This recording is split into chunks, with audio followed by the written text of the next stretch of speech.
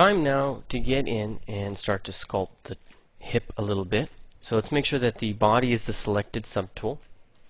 Okay, and remember I'm prefacing all of this with the fact that I'm sculpting simple shapes.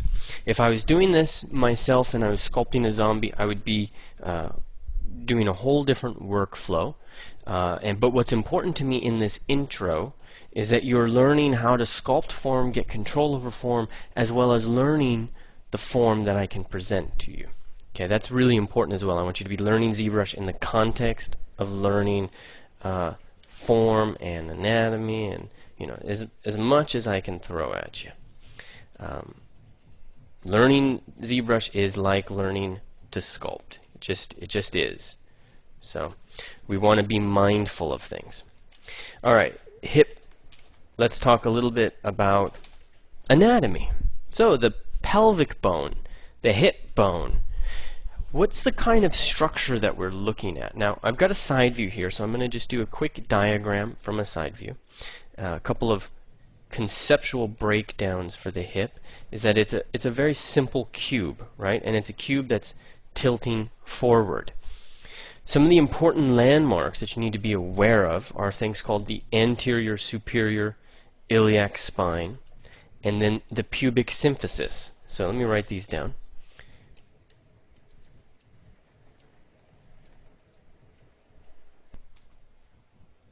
Let me get that right. Sorry. The pubic symphysis, we're going to look at that here in a moment. And then what some people call the iliac crest, okay, but it's really called the anterior superior iliac spine. Alright, that means that it is front for anterior, that means that it is on top for superior, and then, well, that's just the bone. Okay, so the shape of this is going to pull up, up. Let's just do that in green. We're going to pull up. This is the ilium, which is also going to peak upwards, and it's going to peak towards the latter, the back half of the body. And going to come down a little bit here, give us a connection point for our sacrum, and come in and around. Alright, now we're going to come down from that anterior superior iliac spine down into the pubic symphysis, and then this is going to establish our ischial spine. Okay? And leave room in here for the acetabulum, which is where the great trochanter, the femur, is basically going to insert. So let's do this in red. No, not red, because we might want to do muscle. Let's do it in white.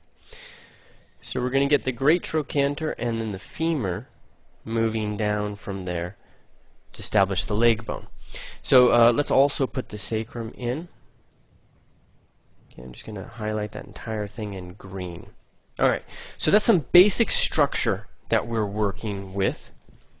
And knowing this puts you in a position of power. I'm writing like a doctor on the screen there, sorry about that. But knowing this puts you in a position of power, and if you know the anatomy in terms of the muscles, you're in even more power. So you need to know things like the tensor fascia latae, okay? That's really important. You need to know how the gluteus medius is going to behave, connecting all the way to the great trochanter. Okay, how does the gluteus maximus behave? How do all of these guys come in and start to create their form?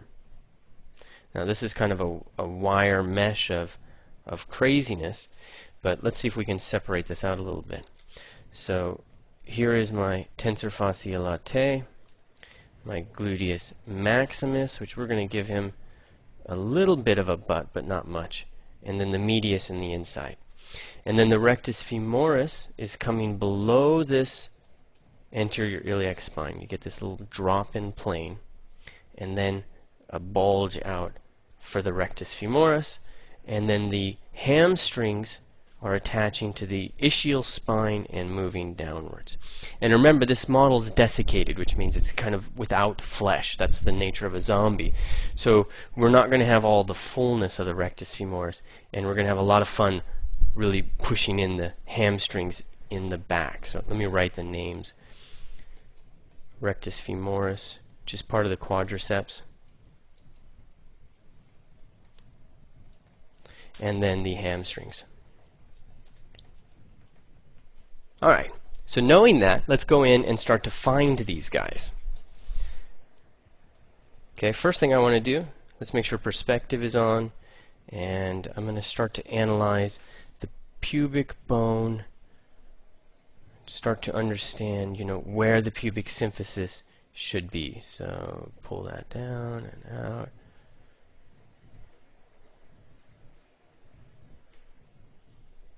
Okay, so we're going to get the pubic symphysis at roughly 1/3, as well as the anterior superior iliac spine. So if you look at the whole box, 1/3, 1/3. So I think we're in okay shape. Where we've got it is okay. I was a little unsure about that. So let's just put a little anatomical note in there and say that's what we're sticking to. Let's give the anterior superior iliac spine a little hit. The ilium along the back, another little hit. Sacrum. That's too rough of a hit. Alright, now what I'm going to do is cut in. This is what's known as a sartorius. And let's use the clay brush because it's just a cleaner brush. But what I need to do now is start to really establish the valley. So these are the adductors and the sartorius. Okay, and these guys are going to be moving in to the rectus femoris, which, as I mentioned before, is going to be in this front area. Okay, then the vastus. Let's move that rectus femoris down a little bit. Vastus medialis, vastus lateralis. Okay, but again, the adductors, sartorius. Okay, that's the anatomy, that's some of the musculature, but again, the white lines are what I'm looking at. The white lines are the particular nature of this structure.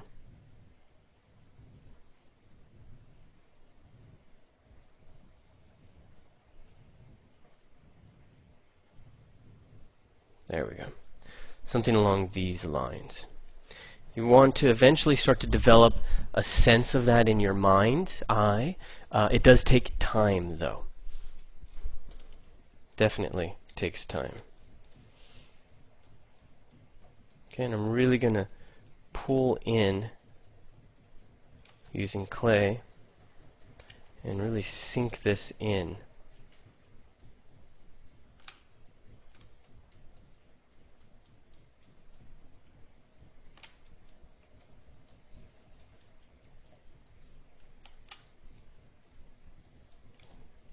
Okay, I always have this conversation about the package. Sculpting the body is a package deal. You got to sculpt the package. Okay, most importantly, you have to sculpt the package because you need to really get a sense of that the belly kind of pushing in, and then we're really going to need to get a sense of the sartorius. Is really going to help develop a sense of the thinness of our zombie, and then you're going to really want to be getting a sense of the adductors moving in. So you have to develop around that, otherwise things just start to look strange. Your zombie's missing an important part. So just keep it simple. Keep the package deal a simple arrangement. We don't have to glorify a zombie here. Just simple. So alright, standard brush, cutting in, digging in, and there. Now, this is important, but I understand it's not necessarily work safe. Alright, now I'm going to smooth all this out. And let's switch over to clay buildup. And I'm going to set my stroke to 0.05. my lazy step to 0.05, and just keep sculpting away. This is going to give you some directionality so you can see what I'm working on. It would be wise to also go into brush, depth, and set my depth down to 10 or 5. Okay. Tensor fascia latae. Gluteus medius.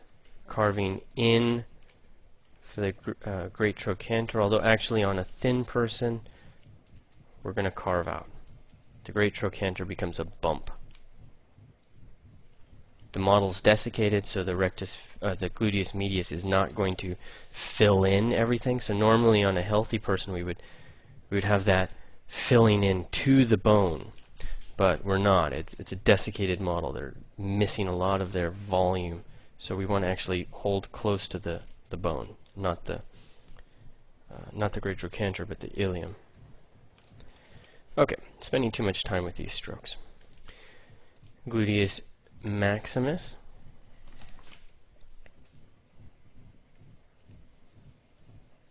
Go below the great trochanter.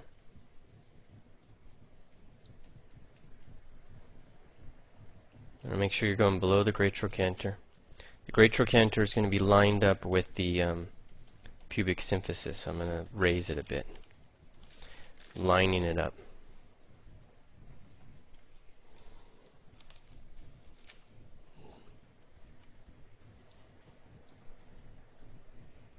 Again, the gluteus medius and the tensor fascia latae are going to connect, and I'm going to pull back.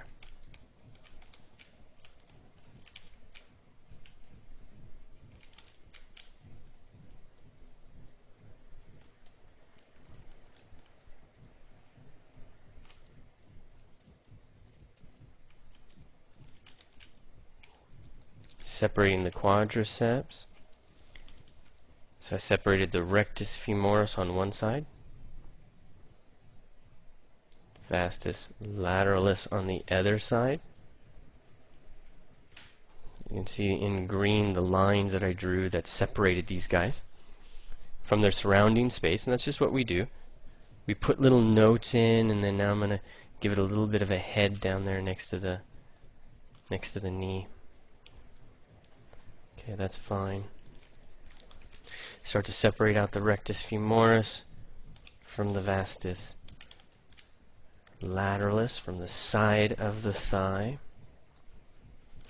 Make sure on a skinny person we're pushing in. We want that knee to be this really bony protuberance, something that's sticking way out. So I'm cutting back that top part. I'm pressing Alt. Something like that will work for now. Okay, the vastus lateralis. This is muscle coming along the femur, around the back, around the sides, coming and connecting to the patella. Nice voluminous shape. So I'm going to delineate the edges of it and basically pull that right in to the patella. And then from a cross section I'll press Alt and start pushing and carving in these round strokes that are defining volume.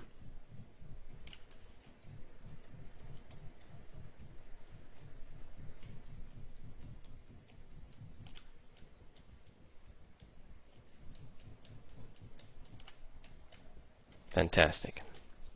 Okay, coming down. This is one of those beautiful lines in the body.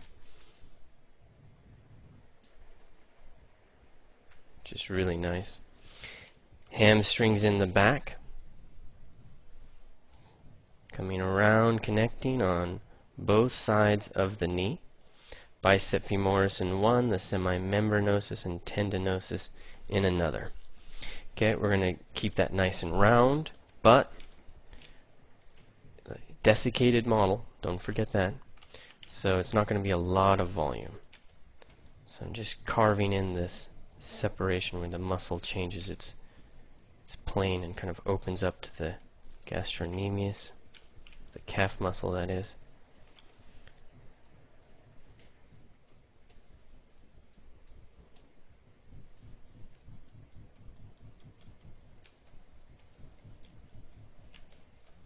Okay, probably going to be wise to get some separation in between those legs, but that might be a little hard.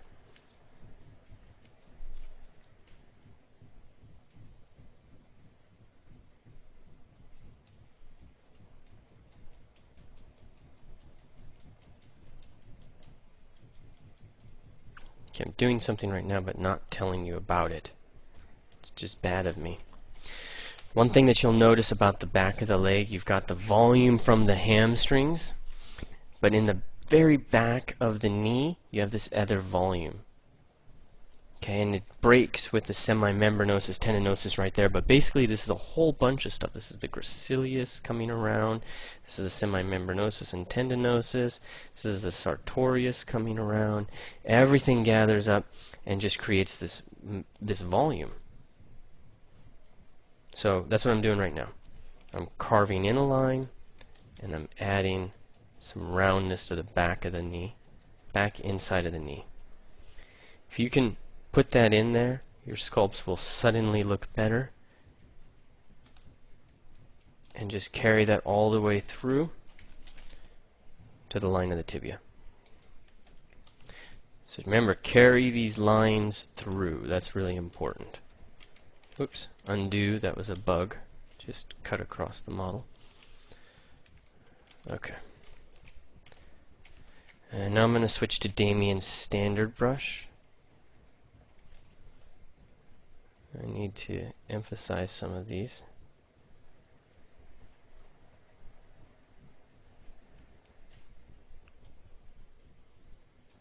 Okay, and then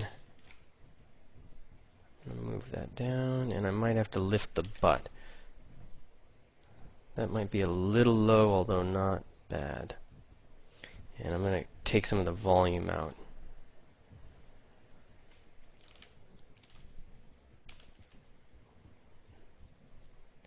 Using the move brush. Yes, it's like cheating, but in a good way. Alright. So now in terms of the thighs and the hip structure, I changed my tactic with you, and I started to use clay buildup to really show the directionality of things. Because at the end of the day, we had the basic form of it already established. Okay, there was already a cylinder already happening for that leg. So I didn't have to do a lot. Let's say put that. That's my halfway. I didn't have to do a lot to make that work. But what I did have to do to make it go to the next level, and this is what I want to really pass on to you, is I did have to start separating forms. And you want to find these forms that you're separating. You want to find these lines that separate them. Okay, so what we're talking about is the vastus lateralis. Okay, on the inside, or right in there, you're talking about the vastus medialis. Okay, I can't remember if it's an O, a U or an I there, but we'll leave it like it is. Partly because I want you to know you do not need to know this information, and if you do, you do not need to know it perfectly. Okay, we're a sculptor. Now, every time I talk to people about this, I remember Star Trek and Doc. You know, damn it, Jim, I'm not an anatomist here. Okay, I'm a sculptor. So if you're bugging me about my anatomy terminology, well, damn it, I'm not an anatomist. And you know what? I don't want to be. I want to be a sculptor.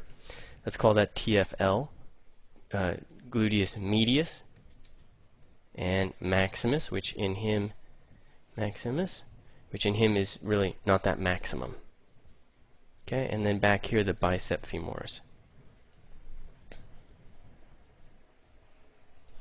Alright, there you go.